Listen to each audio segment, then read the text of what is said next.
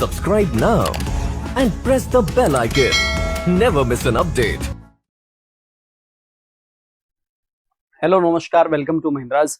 आप सभी लोगों का बहुत स्वागत है आज की इस क्लास में। और आज की जो क्लास है उसमें हम स्पीड टेस्ट नंबर 32A का डिस्कशन करने वाले हैं। आप में से बहुत सारे ऐसे लोग होंगे जिन्होंने इस स्पीड टेस्ट को जरूर अटेम्प्ट किया होगा, यानी आपने पहले सॉल्व कर रखा होगा। यदि इन केस ऐसा है कि आपने नहीं सॉल्व किया तो हर एक क्वेश्चन के लिए थोड़ा सा समय आपके पास होता है। जैसे ये क्वेश्चन आपके सामने है और आप स्वयं से इसको ड्रॉ कर सकते हैं। साथ में हम भी आपके सामने इन क्वेश्चंस का एक्सप्लेनेशन करेंगे। तो चलिए सीधे क्वेश्चन को सॉल्व करते हैं। पहला सवाल आपका जो था, एक पजल है, ब्लड रिलेशन की पजल है। 5 सवाल इससे रिलेटेड पूछे गए थे इस वाले क्वेश्चन में। हालांकि ये सिंपल क्वेश्चन था, बहुत मुश्किल नहीं था, आप आराम से इसको हल कर सकते। पहले तो चूंकि ब्लड रिलेशन है तो ब्लड रिलेशन में हमें सिंबल्स का यूज करना आना चाहिए। और कौन कौन से सिंबल्स होते हैं, जैसे हम ब्रदर सिस्टर के लिए सिंगल लाइन यूज करते हैं, डबल लाइन यूज करते हैं हस्बैंड वाइफ के लिए, फादर मदर या सन और डॉटर के लिए जिसमें ऊपर फादर मदर होते हैं और नीचे सन और डॉटर को लिखते हैं, इस तरीके से रिप्रेजेंट करते हैं। ये ब्रदर सिस्टर के लिए रिप्रेजेंट करते हैं, ये हस्बैंड और वाइफ के लिए रिप्रेजेंट करते हैं। मेल के लिए हम प्लस भी यूज कर सकते हैं या फिर आप कह सकते हो स्क्वायर बॉक्स यूज करते हैं। फीमेल के लिए माइनस यूज करते हैं या फिर सर्कल यूज कर सकते हैं। दोनों डिपेंड करता है आपके ऊपर कैसे क्या यूज करना चाह रहे हैं। चलिए, पहला कह रहे हैं सी सिस्टर ऑफ यू। सी किसकी सिस्टर है? यू की सिस्टर है। तो सी यदि यू की सिस्टर है तो हमें सिस्टर को बनाने के लिए क्या करना होगा? सी ऐसे लिखा और सिस्टर है किसकी? यू की। इस तरीके से बनाएंगे। यू का जेंडर यहाँ पे क्लियर नहीं होगा, पर आगे लिखा हुआ who is grand child of L. You किसका ग्रैंड चाइल्ड है? एल का ग्रैंड चाइल्ड है, यानी एल के बच्चे का बच्चा सी और यू है, तो वो यू ग्रैंड चाइल्ड बनेगा। और ग्रैंड चाइल्ड जैसा जो इन्फॉर्मेशन है ना, वो ये नहीं बताता कि मेल चाइल्ड है या फीमेल चाइल्ड है, तो सिंपली ग्रैंड चाइल्ड है, ये समझ में आ रहा है। वो मेल भी हो सकता है, फीमेल, यानी यू का जेंडर क्लियर नहीं हो रहा है। L is mother of J. L किसकी मदर है? जे की मदर है। तो एल मदर हो गई यहाँ पे, और किसकी मदर है? जे की मदर है। आप बोलेंगे कि जे को हम यहाँ पे बना सकते हैं क्या? बिल्कुल बन सकता है। इनफैक्ट कोई और भी हो सकता है जे के अलावा, क्योंकि ये मैरिड कपल में आएगा, तो इसलिए थोड़ा सा साइड में हमने लग रखा है। L is mother of J and married to K. J का विवाह किससे हुआ है? L is married to L is mother of J and L is married to K. L का विवाह किससे हुआ है? के से हुआ है। तो यहाँ पे एल का विवाह के से करेंगे, और के एल अगर फीमेल है तो निश्चित रूप से मेल बन जाएगा। जे इज मदर ऑफ सी। जे किसकी मदर है? सी की मदर है। जे सी की मदर है तो यहाँ फीमेल बनेगा। देन कह रहे N is father of F. N किसका फादर है? एफ का फादर है। हमने एफ अभी तक कहीं बनाया नहीं है, इस लाइन को हम बाद में यूज करेंगे। सी is mother of Y. C किसकी मदर है? वाई की मदर है, और यहाँ पे हम y को लगाते हैं। z sister of n। z किसकी सिस्टर है? n की सिस्टर है। n का जिक्र अभी हुआ नहीं है, चूंकि ये वाली लाइन हमने छोड़ी है तो ये भी अभी छूट जाएगा, आगे इसको यूज करेंगे। c sister of f। c किसकी सिस्टर है? f की सिस्टर है, तो यहाँ पे f को बनाएंगे। और c सिस्टर है, f का जेंडर अभी भी क्लियर नहीं हो रहा है। फिर कह रहा है सी हैज नो सिस्टर। सी की कोई और दूसरी बहन नहीं है, यानी सी के यू और एफ सिबलिंग्स हुए तो ये निश्चित रूप से मेल ही बनेंगे, क्योंकि इनकी कोई सिस्टर नहीं है। Y is mother of T who is married to X। Y किसकी मदर है? T की मदर है। Y is mother of T and who is married to X, है ना। T का विवाह किसके साथ हुआ है? X के साथ हुआ है। अब आप यहाँ पे आ जाओ, जो लाइनें हमने छोड़ रखी है जिसमें N is father of F।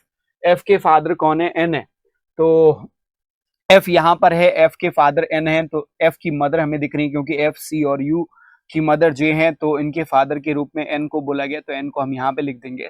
और फिर N से लिंक करता हुआ एक और इन्फॉर्मेशन दिया गया था, Z is sister of N। Z किसकी सिस्टर है? N की सिस्टर है, तो Z को हमने यहाँ पे रखना पड़ेगा सिस्टर के रूप में।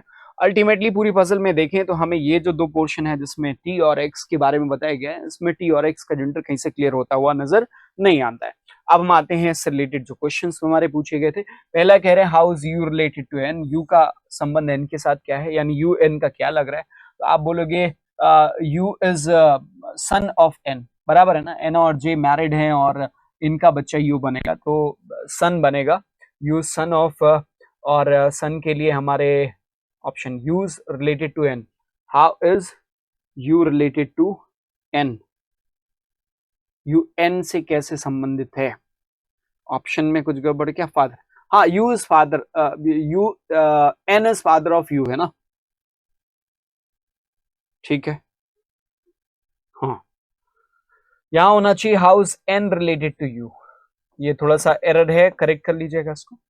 एन यू का क्या लग रहा है, and so in that case the answer is to be option number 3, it is father. U N से कैसे संबंधित, क्योंकि यू और एन जिस तरीके से यहाँ पे बने हुए हैं आपको रिलेशन ये दिख रहा है। एक बार फिर से सारा रिलेशन पढ़ लेते हैं क्योंकि थोड़ा सा डाउट हो रहा है। सी इज सिस्टर ऑफ यू, सी किसकी सिस्टर है, यू की। Who is grand child of L, you grand child किसका, एल का। L is mother of J, L किसकी मदर है, जे की मदर है। अनमैरिड टू के, एल का विवाह के साथ हुआ है। जे इज मदर ऑफ सी, जे किसकी मदर है, सी की मदर है, बिल्कुल सही है। N is father of F, N किसका फादर है, एफ का फादर है, बिल्कुल सही जा रहा है। And C is mother of Y, C किसकी मदर है, वाई की मदर है। Z is sister of N, Z N की सिस्टर है, बिल्कुल सही, वैसे ही बना हुआ है। C sister of F, C has no sister, C F की सिस्टर है, सी का कोई बहन नहीं है। Y is mother of T, Y किसकी मदर है, टी की मदर है, बिल्कुल सही जा रहा है। Who is married to X, यानी T is married to X, बिल्कुल सही, सब कुछ सही बना हुआ है। यहाँ पे आंसर अगर हम थर्ड ऑप्शन को माने तो यहाँ पे ये थोड़ा चेंज होने की जरूरत है। अगले क्वेश्चन पे आते हैं। How is F related to Z, F Z का क्या लग रहा है, एफ जो है वो जेड का क्या लग रहा है, तो आप बोलोगे कि जेड का भाई है एन और उनके भाई का बेटा है, तो भाई के बेटे को क्या कहते हैं, नेफ्यू कहते हैं, और ऐसे में हमारा आंसर क्या बनना चाहिए, नेफ्यू होना चाहिए। Option number 4 is to be the correct answer, चौथा विकल्प आपका सही उत्तर के रूप में होना चाहिए। अगले प्रश्न पे आते हैं। सी इज मैरिड टू हुम, सी का विवाह किसके साथ हुआ है, और सी का विवाह हमें नहीं स्पष्ट हुआ है क्योंकि कहीं पे भी मेंशन नहीं है सी किससे मैरिड है, तो सी का विवाह किससे हुआ है, सी इज नीस ऑफ, अच्छा सी इज नीस ऑफ पूछा है ना, हाँ सी किसका नीस है, नीस मतलब भतीजी, तो सी किसकी भतीजी है, तो जेड की भतीजी है, तो यहाँ पे जेड होना चाहिए। Option number 2 is the right answer. What is the minimum number of females, females की संख्या कैन नॉट बी डिटरमाइन होना चाहिए यहाँ पे आंसर। ऑप्शन नंबर 1, क्योंकि आपको पता है टी और जेड जो दिए, टी और एक्स जो दिए गए थे, इसमें से कौन मेल है कौन फीमेल है, हालांकि एक ही फीमेल रहेगी, वो पता नहीं, लेकिन क्या हम इसका आंसर इसके बावजूद भी कर सकते हैं, यस कर सकते हैं। देखो तो सीएनडी आंसर करना हमें पहले लगता है पर वो है नहीं, देखो एल बनेगा एक, दूसरा ये, तीसरा ये, चौथा ये, और टी एक्स में से निश्चित रूप से एक फीमेल होगा, तो 5 फीमेल्स बनेंगे, और ऐसे में यहाँ पे आंसर सीएनडी ना कर, हमें सेकेंड आंसर को आंसर के रूप में मार्क करना चाहिए। आई होप कि आप इस वाले क्वेश्चन का आंसर आपको समझ में आ गया होगा। सेकेंड ऑप्शन आपका राइट आंसर बनेगा, क्योंकि 5 फीमेल्स बन रही है, 1 2 3 4 5, okay, 1 female 2 female 3 female 4 female 5 female, और एक 6 फीमेल आ रहा है यार, 6 फीमेल होना चाहिए। Option number 3 is to be the correct answer. एक टी और एक्स में से भी बनेगा ना, 6 फीमेल्स बनेगा। मिनिमम नंबर ऑफ फीमेल्स है ना, मिनिमम मैक्सिमम सब एक ही है, वो कंफर्म है, ठीक, चलो आ जाओ। 4 ऑफ द फॉलोइंग 5, इनमें से 5 में से 4 एक जैसे हैं और एक अलग है, जो अलग है उसका पता लगाना है आपको, ठीक है। कौन सा अलग है, एल के N J T X Z Y, Z और वाई जो है यहाँ पे जेड और वाई दोनों फीमेल है, बाकी आप कोई भी पेयर उठा के देखो, जैसे एल के की बात करें, एल के, एल और के एक मेल एक फीमेल और मैरिड कपल है, चलो दूसरा देखें, N J, N J N और जे मैरिड कपल हुए, टी एक्स एक मेल एक फीमेल, टी और एक्स की बात करें, टी टी जो है और टी और एक्स भी मैरिड कपल हुए, एक मेल एक फीमेल होगा उसमें। जेड वाई, जेड और वाई की बात करें, जेड फीमेल है और वाई भी फीमेल, दोनों फीमेल आ रहा है, तो ये अभी तक अलग दिख रहा है। सी यू की बात करें तो सी में से सी फीमेल है और एक मेल है, यू मेल है, यानी सभी में एक मेल और एक फीमेल है, बट फोर्थ विकल्प जो आपका है ना जिसमें जेड और वाई का जिक्र किया गया, इसमें दोनों ही फीमेल्स बताई गई, तो इसलिए चौथा विकल्प आपका राइट आंसर बनेगा। चलो अगला सवाल आपके सामने है, एक बॉक्स कह सकते हो आप, पर ये एक्चुअली सर्कुलर सीटिंग जैसा ही है, बिल्कुल वही चीज है, कोई फर्क नहीं है। आप बोल दिया गया थोड़ा क्वेश्चन पूछने का तरीका इसमें अलग कर दिया गया, तो थोड़ा बनाने वाले ने थोड़ा क्रिएटिविटी दिखाने की कोशिश करी है। ABCDEFGNH went to a fair and decided to take a ride on giant wheel, एक बहुत बड़ा व्हील है, उसमें राइड लेने के लिए, तो आपने देखा होगा जो एक झूला नहीं होता है जिसमें व्हील में बैठे होते हैं लोग और वो राउंड राउंड करता है, बॉक्सेस होते हैं लटके हुए, उसमें बैठ के करते हैं, तो वैसा ही कुछ है। 8 बॉक्सेस इसमें दे रखे हैं. Only 1 person can sit in a box. एक बॉक्स में केवल एक व्यक्ति बैठ सकता है. All the boxes are arranged with equal space and such a way that every person was facing another person but not necessarily in the same order. A is sitting in front of F. A किसके सामने बैठा हुआ है? F के सामने A बैठा हुआ है. तो आप यहाँ पे कर सकते हो. A is sitting in front of F. फिर अगला कह रहा है D is sitting exactly between F and B. F और B के बीच में D exactly बैठा हुआ है. और फिर D के लिए बोला D is sitting immediate left of F. तो हम F के तुरंत लेफ्ट में D को यहाँ पे रख सकते हैं. और D सिटिंग जैसा एक लाइन हमने छोड़ी जिसमें कहा गया था D sitting exactly between F and B. D F और B के बीच में बैठा हुआ है तो B यहाँ पे बनेगा. पक्की बात है D F और B के बीच में आएगा. और फिर आगे कहा गया and B is front of C. और B किसके सामने बैठा हुआ है? C के सामने बैठा हुआ है. फिर आगे कहता है E and H are facing each other. E और H एक दूसरे को फेस कर रहे हैं. यानी E और H के लिए दोनों सामने सामने का स्पेस खाली होना चाहिए और यहीं पे खाली है वो. तो आप यहाँ बोलोगे E ऑब्लिक H होना चाहिए और ये this one is to be H oblique E. आप ऐसे यहाँ पे लिख सकते हो. और एक बचता है A हो गया, B हो गया, C D E F G बच रहे हैं तो G को आप यहाँ प्लेस कर दीजिए. Now let's have the questions related to this. I hope कि आपको समझ में आया होगा. Who among the following is sitting immediate left of A? A के तुरंत बाएं इनमें से कौन बैठा हुआ है? They all are facing towards the center. ऐसा ही समझ लेना. ए के तुरंत बाएं G बैठेगा और ऐसे में जो हमारा राइट आंसर होना चाहिए option 1 to be the correct answer. फिर अगले क्वेश्चन की तरफ आते हैं. अगला कहता है who sitting second to the right of G? G के दाएं दूसरे स्थान पे कौन बैठा हुआ है? G यहाँ पे है. सेंटर फेसिंग काउंट करो 1 2. सेकंड होगा H या फिर E होगा. सो ईदर H और E third option is to be the correct answer. Is the next question number 8. Who among the following sitting between G and E? G और E के बीच में कौन बैठा हुआ है? तो अब G और E के बीच में इधर अगर E हुआ तो C बैठेगा. G और E के बीच में अगर E इधर हुआ तो A बैठेगा. यानी इधर A और C होना चाहिए. So in that case option number 3 again is to be the correct answer. Either C or A is the right answer. Now let's have the question number 9. चार में से एक जैसे हैं और एक अलग है वो पता लगाना है. CF FB BA. CF FB BA पहले तीन चेक करते हैं. CF ओके FB BA सब में एक का गैप अभी तक दिख रहा है ना. BA एक का गैप दिख रहा है. ACHG AC और H और G एक का गैप दिख रहा है. पर कौन सा आंसर होना चाहिए ऐसे में बोलो. एक चीज जो मुझे लग रही है वो यही है कि क्लॉक और एंटी क्लॉक का केस रहेगा. C जैसे फिर FB BA AC HG है ना. तो CF देख लेते क्या है. C और वहां से F क्लॉकवाइज में एक का गैप. ठीक है. दूसरा देखें FB BA. F से B क्लॉकवाइज, B से A क्लॉकवाइज. ठीक है. फिर AC HG. A से C क्लॉकवाइज और H से G. अब H से G क्लॉक है या H से G एंटी क्लॉक है. That's not sure. So in that case the correct answer is to be option number 5. Now अगले सवाल पे आते हैं. क्वेश्चन नंबर 10 आपके सामने. All the people are arranged alphabetical order starting from A clockwise direction, then how many persons sitting with will definitely remain unchanged. A से start करते हुए क्लॉकवाइज डायरेक्शन में अपन स्टार्ट करते हैं. तो A B यहाँ पे, C यहाँ पे, D यहाँ पे, E F G और H यहाँ पे. तो H का तो वैसे भी आपको स्पष्ट नहीं होगा. A को अगर इंक्लूड करें तो एक A होगा, दूसरा C दिख रहा है और बाकी कोई भी ऐसा नहीं है जिसका स्थिति जो है वो ऐसी हो रही हो, अनचेंज रहे. तो 2 आ रहा है. राइट आंसर ऑप्शन नंबर 2 होना चाहिए. चलो नेक्स्ट क्वेश्चन है आपके सामने. 8 person A B C D E F G and H are sitting going to watch movie in different months January, April, June, July, August, October. जो लोग देख रहे हो जिन्होंने पहले नहीं बना रखा है यानी ये मॉक टेस्ट नहीं अटेम्प्ट किया है तो वो आप लोग भी इसको जरूर ट्राई करेगा. ठीक है ना. तो क्या कह रहे हैं. 8 person A B C D E F G and H are going to watch the movie in different months January, April, May, June, July, August, October, December, but not necessarily in the same order.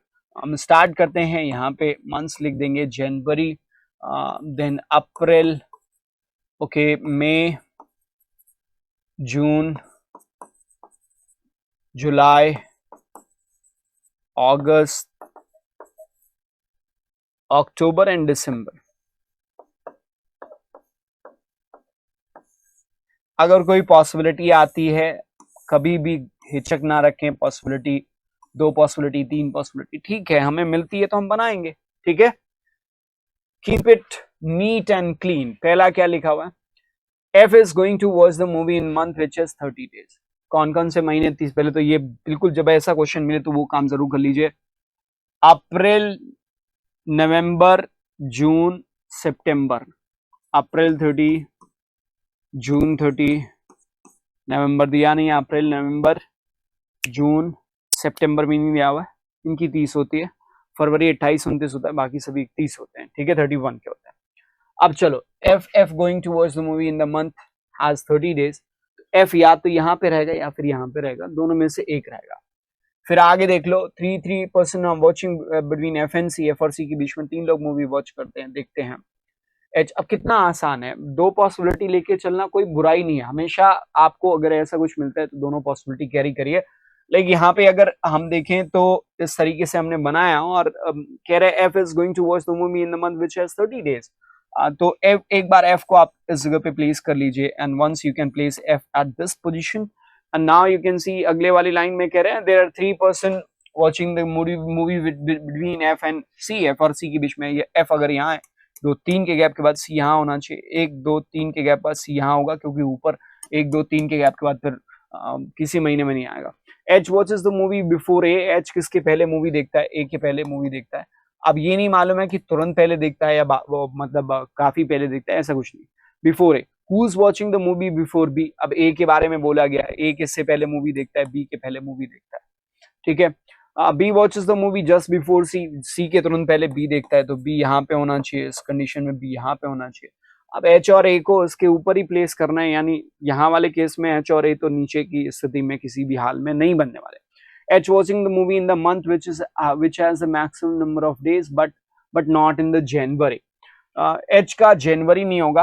अब देखो, ये वाला case आपका eliminate कैसे होता है, क्योंकि B के पहले आपको A और H यानी 2 के लिए जगह मिलती है। आपका H जनवरी में नहीं आएगा, तो A आपका यहाँ पे हो जाएगा और H इस जगह पे बनेगा। बराबर है, ऐसे ही है, क्योंकि H को आप यहाँ पे प्लेस नहीं कर सकते। तो मे और ए के पहले एच को आपको रखना ही है, तो ये यहाँ पे ऐसा बन जाएगा, ठीक है।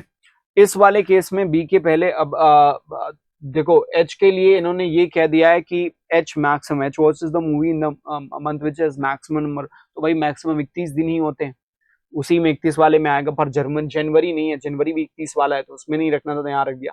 यहाँ पे एच, इस वाले केस में एच यहाँ पे एलिमिनेटेड है। एच को आप इस जगह पे नहीं रख सकते, क्योंकि यहाँ पे 30 वाला है।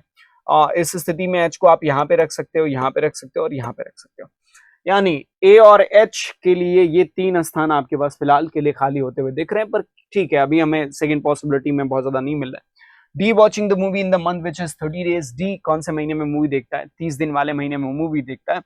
इस वाले केस में अगर हम बात करें तो डी के लिए कोई जगह ही नहीं आपको मिल रही है। 2 30 वाले महीने थे, दोनों में ही आपके ए और एफ फिल होते हुए दिख रहे हैं, तो डी के लिए आपको कहीं जगह ही नहीं है। इस वाले केस में डी के लिए आपके पास स्पेस है, डी आप यहाँ पे रखेंगे, क्योंकि डी जो है वो 30 वाले महीने में दिख रहा है। एक 30 वाला एफ के लिए एंगेज हो चुका है, तो जून निकल चुका है, केवल यहीं पे आएगा। एक स्थिति यही बनती है। चलो, तो H watches the movie in the month which has maximum number of days, not in January. जनवरी में नहीं होगा, तो इसमें होना नहीं है, क्योंकि यहाँ पे ऑलरेडी डी आ चुका है। वैसे भी ये 30 का था। आपके पास 2 ये एच के लिए और ये यहाँ पे ए, यहाँ में से दोनों में से ए कहीं पे भी हो सकता है।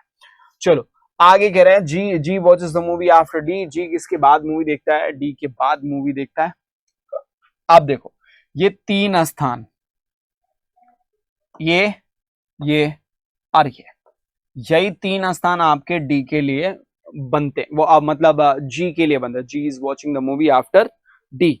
जी किसके बाद मूवी देखता है? डी के बाद मूवी देखता है। अब डी के बाद मूवी, जी यहां होना चाहिए एक्चुअली इमीडिएट बाद, यहाँ पे तभी ये कंफर्म हो पाएगा, ठीक है।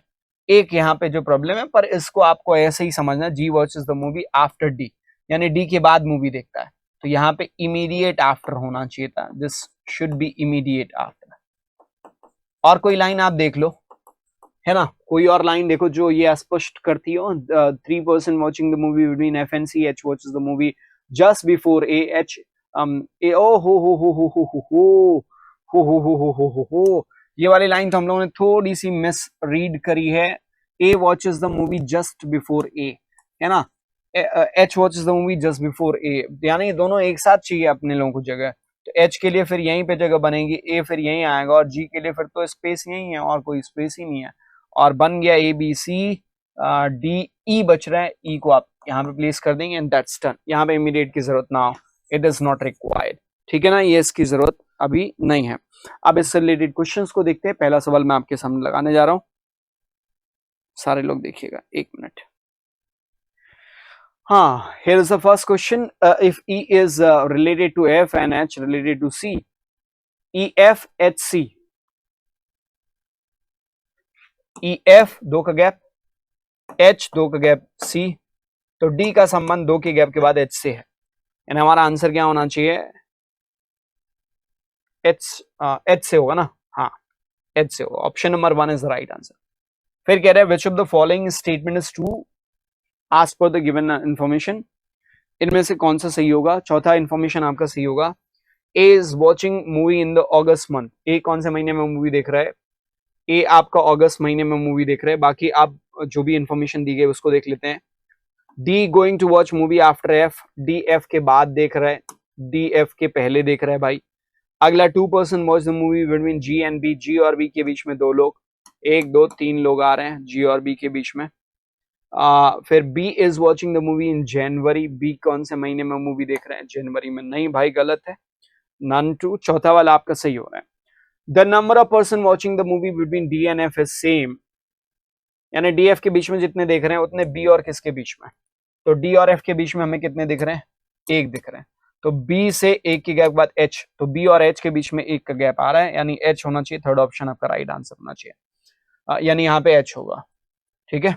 चलो अगला, 4 of the following 5 are like, H D C B G, H D C B G, H D C B और जी। आप देखो केवल डी ऐसा है जो 30th वाले महीने में है, बाकी जो भी और एच डी जी ई है ना, ऐसे ही बोला था, H D C B G, H D सी देखो 31 में, बी 31 में, जी 31 में, एच भी 31 में, केवल डी ऐसा है जो 30 वाले में आ रहा है। सो आपका आंसर क्या होना चाहिए इसके लिए, सेकंड ऑप्शन डी होना चाहिए। How many person watches the movie between B and D, B और डी के बीच में कितने लोग मूवी देख रहे हैं, तो बी से डी के बीच में 4 लोग मूवी देख रहे हैं, यानी हमारा आंसर क्या होना चाहिए, 4, option number 3 is to be the correct answer, correct. Okay, अब आते हैं हम अगले, जो हमारे ये क्वेश्चंस हैं, ये क्वेश्चंस कौन से हैं, चूंकि जब आप कोई भी प्रीलिम्स का एग्जाम, चाहे पीओ का प्रीलिम्स दो या क्लैरिकल का प्रीलिम्स दो, आपको अक्सर इस टाइप के क्वेश्चंस देखने को मिलेंगे, ठीक है।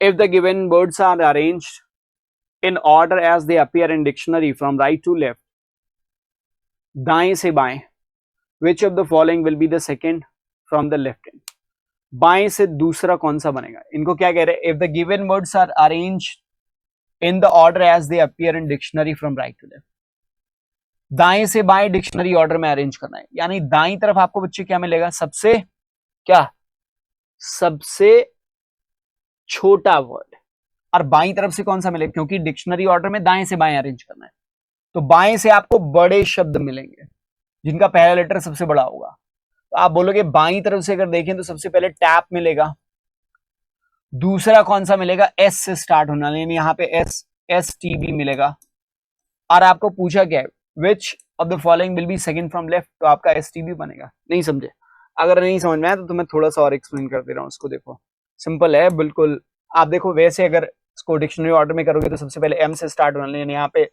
मैट लिखोगे, फिर उसके बाद नॉट लिखोगे, फिर पी क्यू आर लिखोगे आप, पी क्यू आर है ना, फिर उसके बाद एस टी वी, और फिर उसके बाद ए पी लिखोगे, तो बाएं से दूसरा एस टी बी तो मिलेगा। जितना दिमाग इन प्रश्नों में लगा सकते हैं कम से कम समय कम करने के लिए उतना अच्छा है। How many letters are there in the English alphabetical series between the third letter of the word which is second from left, second from left, बाएं से दूसरे का थर्ड लेटर यानी टी, है ना, and the second letter of the word which is third from right hand, पहला दूसरा तीसरा, इसका सेकेंड लेटर यानी ए और टी के बीच में कितने लेटर्स होंगे? तो ए एक होता है और टी जो है आपका 20 होता है, इनके बीच में 18 आएंगे, 18 ये एक ये 19 और एक ये 20, करेक्ट है ना? तो यहाँ पे बीच में कितने लेटर्स होंगे? 18 होंगे, यानी third option is to be the correct answer. अगले प्रश्न पे आए, ये रहा अगला सवाल। If in each of the given words the second alphabet is replaced by the following alphabet, यानी अगले वाले से, and the third alphabet is replaced by the preceding पिछले वाले अल्फाबेट से as per the English alphabetical order, then how many words thus form will be without any vowel? ऐसे कितने होंगे जिनमें कोई वॉवल नहीं होगा? तो अगर सेकंड को भैया नेक्स्ट में करोगे तो वॉवल, तो जो वॉवल रहेगा वो तो वॉवल में नहीं कन्वर्ट होगा, पक्की बात है। क्यू किस में कन्वर्ट हो जाएगा? आर टी यू में कन्वर्ट हो जाएगा। क्या कह रहे हैं? How many words this form will be without any vowel. अब देखो इसको क्या करना है, पी को ओ में कन्वर्ट हो जाएगा, पिछले में करोगे, टी पिछले में करोगे तो एस में कन्वर्ट होगा। यहाँ पे कोई वॉवल नहीं हो क्योंकि ओ एक वॉवल है, सेकंड नेक्स्ट करोगे तो वॉवल में तो नहीं जाएगा, ये पिछले करने पर वॉवल नहीं, इसमें एक वॉवल मिल रहा है, एक तो ये मिल गया आपका, ए वॉवल में नहीं कन्वर्ट होगा। ये थर्ड वाले को जब आप पीछे करोगे तो यहाँ पे भी एस ही मिलेगा, इसमें भी कोई वॉवल नहीं आएगा। पी अब ये आर में चल जाएगा, आर को पीछे करोगे तो क्यू मिलेगा, ये भी कोई वॉवल आपको नहीं देगा, ठीक है। इस वाले में देखो एस टी यू, इसमें टी यू में इसमें एक वॉवल मिल जाएगा, टी नेक्स्ट करने पर यू बन जाएगा। तीन ऐसे मिल रहे हैं आपको, so 3 is to be the right answer, यानी फोर्थ विकल्प आपका करेक्ट आंसर रूप में होना चाहिए, बराबर है। हाँ, फोर्थ ऑप्शन आपका राइट आंसर बनेगा। कैन बी अब the next question, here it is question number 19। If the position of the first and the third letter of each word, सभी शब्द के पहले और तीसरे अक्षर की पोजीशन है ना, words are interchange, how many meaningful word will be form? तो ये क्या बनेगा? पैट बनेगा, पैट है ना, टॉन, टैम, ये RQP दवाई जैसा लिख रहा है, BTS, तो आपको ये दिख रहा होगा, पैट का मतलब होता है ऐसे और टन का मतलब आपको पता ही है। तो ये हो गए एक और दो, दो ऐसे मिलेंगे, so right answer is to be option number 1, correct है। तो इस वाले क्वेश्चन के लिए आपका पहला विकल्प राइट आंसर बनेगा, करेक्ट, यही आपने मार्क किया। चलो नेक्स्ट क्वेश्चन देखते हैं। अगले कह रहे if in each of the given word, जो शब्द दिए गए हैं उनमें से प्रत्येक में, every consonant is change to the previous, every vowel to next letter, vowel को अगले में और कॉन्सोनेंट को पिछले में, ठीक है। Then how many words at least one vowel will appear, कितने ऐसे होंगे जिसमें एक वॉवेल होगा? वही बात जो मैंने आपको पहले बताई थी कि देखो जो भी वॉवेल है वो तो नेक्स्ट करने पर वॉवेल में तो नहीं जाने वाला, काट दो, है ना। जो कॉन्सोनेंट्स हैं, अभी हम सभी कॉन्सोनेंट्स को प्रीवियस करने पर, तो ये S1 आएगा, ये OP, इसमें एक वॉवेल रहेगा, एक तो आपका ये हो गया क्योंकि पूछा है कम से कम एक वॉवेल होना चाहिए। N पीछे जाएगा, M बनाएगा, T पीछे जाएगा, S बनाएगा, इसमें कोई वॉवेल आपको नहीं मिलने वाला, छोड़ दो। M है, L में कन्वर्ट होगा, T S में कन्वर्ट होगा, इसमें भी कोई वॉवेल नहीं मिलेगा आपको, छोड़िए। P से पीछे O में जाएगा, तो यहाँ एक वॉवेल आपको मिल जाएगा। अब दूसरा चेक करने की जरूरत नहीं है, मिनिमम एक वॉवेल मिल गया, ठीक है। S तो R ये बनेगा, B पिछले में जाएगा तो A में कन्वर्ट होगा, यहाँ भी एक वॉवेल मिल रहा है, तो एक ये और एक ये, तीन ऐसे मिल रहे हैं जिसमें आपको कम से कम एक वॉवेल दिख रहा है। तो right answer is to be option number 4, चौथा विकल्प आपका सही उत्तर के रूप में होना चाहिए। चलते हैं अब अगले पड़ाव पे, यानी लास्ट के 5 सवाल आपके, और ये 5 क्वेश्चंस हैं रिलेटेड सिलोजिज्म से। चलो पहला क्वेश्चन मैं आपके सामने लगा रहा हूँ। क्वेश्चन नंबर 21 है, स्टेटमेंट दिया हुआ है, ओनली अ फ्यू WRM, केवल कुछ W क्या है, एम आप लोग साथ में आंसर करते जरूर है ना।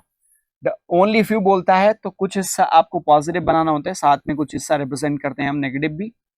किसकी तरफ से? W की तरफ से नेगेटिव केवल रहेगा, M की तरफ से W के लिए नेगेटिव नहीं रहेगा, क्योंकि ओनली अ फ्यू W की तरफ से है। पॉजिटिव वाली बात दोनों तरफ से चली जाती है, इधर से भी उधर से भी। ऑल PRM, सभी P M के अंदर रखना है, तो P को हमने यहाँ पे रख दिया पहले कंक्लूजन पे। अब देखो अगर W का ये हिस्सा M के लिए नेगेटिव है तो this part of W will also be negative to P, भी P के लिए, यानी some W are not P अगर लिखा हो तो सही हो जाएगा। पहला conclusion, all W can never be P, बिल्कुल सही बात है, क्या पूरा डब्ल्यू। और मैंने आपको बताया हमेशा से कि कैन के साथ नेवर आए तो उसको सम नॉट कंसीडर करो बस, यानी सम डब्ल्यू आर नॉट पी बस, और फिर उसके बाद कंक्लूड करो all W can never be P, चाहे ऑल लिखा हो आगे चाहे सम लिखा हो, कैन के साथ नेवर आए तो सम नॉट रिप्रेजेंट करेगा। All W can never be P, यानी कह रहे पूरा डब्ल्यू कभी पी के अंदर नहीं है, बिल्कुल नहीं जा पाएगा क्योंकि ये हिस्सा नेगेटिव है। तो अगर ये हिस्सा नेगेटिव यानी सम डब्ल्यू आर नॉट पी, वही बात मैं कह रहा था, तो पहला वाला कंक्लूजन आपका सही हो जाएगा। At least some P are W, कुछ पी डब्ल्यू है, नहीं गलत हो गया, आपने कहा दूसरा गलत है, केवल पहला वाला सही हो जाएगा। ओके, अगले पे आते हैं। नेक्स्ट ये रहा, only few B are L, केवल कुछ बी क्या है, एल है, तो कुछ भी एल बनाएंगे, साथ में बी का कुछ हिस्सा एल के लिए नेगेटिव भी रिप्रेजेंट करेंगे। नो बी इज एस, कोई भी बी एस नहीं है, यानी बी कंप्लीट रूप से एस के लिए नेगेटिव है। कंक्लूजन नंबर 1 एंड 2 ध्यान से देखेंगे, some S are definitely not L, भाई आप डेफिनेटली नॉट लिखो या नॉट लिखो, थिंग्स आर सेम। तो some S are not L, कुछ एस क्या नहीं है, एल नहीं है। अब आपने कहा जी ये एस है और ये एल है, एल की तरफ से तो समझ में आ रहा है कि एल का ये हिस्सा जो बी के साथ जुड़ा हुआ है वो एस के लिए नेगेटिव है। सम एल आर नॉट एस मिल रहा है, और आपको पता है सम नॉट केवल फॉरवर्ड जाता है एक तरफ से, some A are not B बोले तो some B are not A होगा, ऐसा जरूरी नहीं है, केवल एक तरफ से। तो सम एल आर नॉट एस तो पल मिल रहा है, पर सम एस आर नॉट एल कहना ये बात यहाँ पे गलत हो जाती है। फिर all L can never B S, पूरा एल कभी एस नहीं हो सकता, बिल्कुल सही बात। मैंने आपको बताया कैन के साथ नेवर है, सम नॉट मानो, यानी सम एल आर नॉट एस। अब ये देखो एल का जो हिस्सा बी के साथ जुड़ा हुआ है एस के लिए नेगेटिव हो जाएगा, यानी सेकंड वाला आपका सही हो जाएगा। राइट आंसर ओनली सेकंड होगा, option number 2 is to be the correct answer. Correct है, अगले क्वेश्चन पे आते हैं। चलो, only a few W are C, केवल कुछ डब्ल्यू सी है, अच्छी बात है, ओनली अ फ्यू प्रैक्टिस करना है क्योंकि आजकल एग्जाम्स में हर बार यही मिलता है। Only a few W are C, some B are W, कुछ भी क्या है डब्ल्यू है, ऐसा बोला गया। और पहला कंक्लूजन कह रहा है कि at least some W are D, कुछ डब्ल्यू क्या है डी, डी के बारे में कहीं जिक्र नहीं है। बोलो, पहले में कहा only a few W are C, केवल कुछ डब्ल्यू सी है। सम बी आर डब्ल्यू, कुछ भी क्या है डब्ल्यू है। पहले में कह रहे हैं सम डब्ल्यू आर डी, और डी का जिक्र ही नहीं है, तो ये कहना तो गलत हो गया। फिर कह रहे all C being B is a possibility, सभी सी क्या बी के अंदर जा, बिल्कुल जा सकता है। सी का कोई हिस्सा जो बी के लिए नेगेटिव मिल रहा हो, नहीं ऐसा कुछ नहीं है ना, तो सी को पूरी तरीके से बी के अंदर आप बना दीजिए। आप चाहे तो सी और बी को ओवरलैप भी करा दो, कोई दिक्कत नहीं है, ऐसे बना दो, हटा दो डायग्राम, आपका स्टेटमेंट देखो तब भी फॉलो करेगा। Only a few W are C, बिल्कुल मिल रहा है। सम बी आर डब्ल्यू, कुछ बी का हिस्सा डब्ल्यू के साथ जुड़ा हुआ है, ठीक है। तो ये कहना all C being B is a possibility, सारा सी बी हो सकता है, बिल्कुल सही बात है, दूसरा वाला आपका राइट आंसर बनेगा, only second is the correct answer in this case. अगला सवाल है सम पी आर एस, आप लोग बनाते रहिएगा, some P are S only few S are N, केवल कुछ एस क्या है एन है, यानी some S are N and the certain part of S N negative to N. No N S P, कोई भी एन पी नहीं है। पहले कंक्लूजन पे आओ, all N being S is a possibility, सभी एन एस हो सकता है क्या, बिल्कुल हो सकता है, हाँ बशर्ते पूरा एस एन के अंदर नहीं आ पाएगा। देखो क्या है कि एस का ये वाला हिस्सा एन के लिए नेगेटिव है, यानी इस हिस्से को एस के एन नहीं छू सकता, बाकी एन को छोटा करके कहीं पे भी सेट कर दो, पूरी तरीके से आप एन को एस के अंदर रिप्रेजेंट कर सकते हैं। तो all N being S is a possibility आपने कहा सही है। Some S are not P, कुछ एस का हिस्सा पी नहीं है, आपने कहा एस और पी के बीच में तो पॉजिटिव रिलेशन बोला गया था, ये तो नेगेटिव है, आपने कहा गलत है। करेक्ट, आ जाओ नेक्स्ट क्वेश्चन पे। सेम इसी स्टेटमेंट से ये दो कंक्लूजन और लिखे हुए हैं, फिर से बना लेते हैं। सम पी आर एस आपने बना लिया होगा, आप आंसर कर सकते हैं।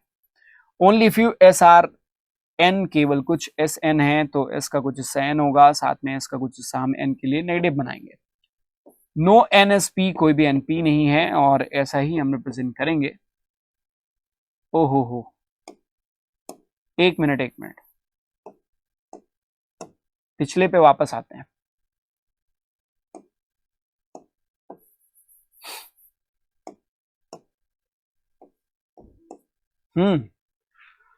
सम एस आर नॉट पी, कुछ एस पी नहीं है ना, बिल्कुल सही है, दूसरा भी सही है भाई यहाँ पे।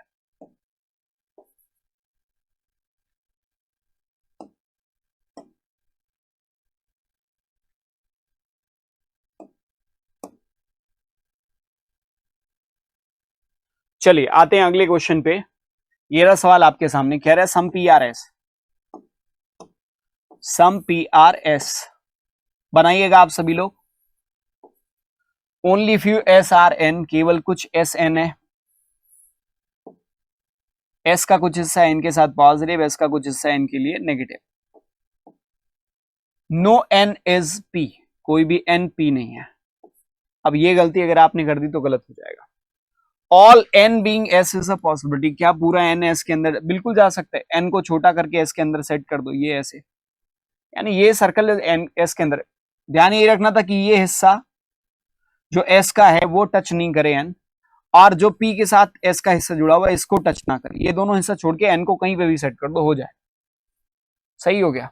सम एस आर नॉट पी, तो आप बोलेंगे एस का कुछ हिस्सा एन है और एन नेगेटिव किसके लिए? पी के लिए।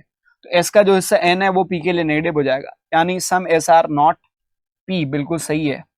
दूसरा कंक्लूजन भी सही होगा, और ऐसे में यहाँ पे बोथ कंक्लूजन 1 and 2 फॉलोज, यानी फिफ्थ ऑप्शन आपका राइट आंसर बनेगा। अगले सवाल पे आते हैं। सेम स्टेटमेंट है, सम पी आर एस, कुछ पी एस है। Only few S are N, केवल कुछ एस एन है।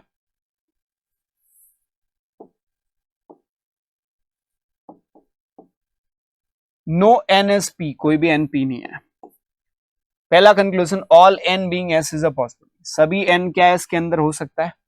बोलिए, सारे एन को एस के अंदर ले जा सकते हैं? बिल्कुल ले जा सकते हैं। सम एस आर नॉट पी, कुछ एस पी नहीं है, तो एस का ये हिस्सा पी नहीं होगा, बिल्कुल सही बात है। ये तो वही वाला हो गया, both correct, right answer option number 5। Okay, दोनों सही हो जाएगा। तो आज के लिए इस जो SC नंबर 32A है उसके लिए बस इतना ही। Thank you so much everyone, bye bye and take care, see you next day. अगले सेशन में आपसे मुलाकात होती है। आप खुश रहिए, ख्याल रखिए, मस्त रहिए, पढ़ते लिखते रहिए, और ईश्वर के जल्दी से आप सफल हो जाइए। और हाँ, स्पीड टेस्ट जरूर सॉल्व करिए, मूल मंत्र है आपके सिलेक्शन का। Thank you so much.